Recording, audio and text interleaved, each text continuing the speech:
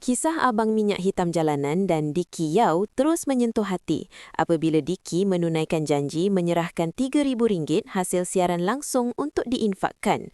Namun, mekanik tersebut menolak dan memulangkan semula wang itu, meminta Diki menggunakannya sepenuhnya untuk keperluan sekolah anaknya.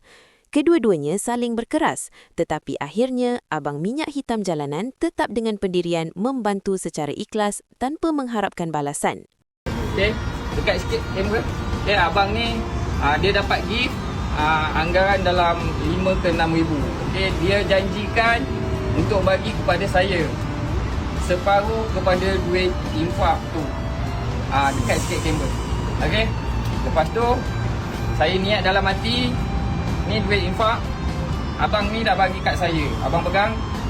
Abang bagi kat saya, betul, duit infak. Ini infak. Tolong. Bagi kat abang untuk tolong orang yang perlu. Sorry tau.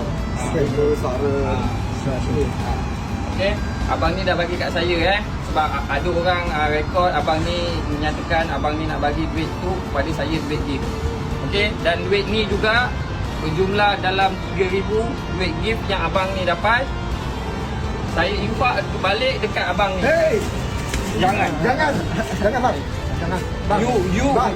You sekolah anak. Jangan. Tak payah. Jangan, Ini bang. video Bang. Bang, jangan bang. Bang. Bang, jangan. Bang. Bang. Bang. Bang, jangan. You ada anak. Bang. You ada anak. You kena fikir you ada anak. Saya tolong you bukan nak. Bang.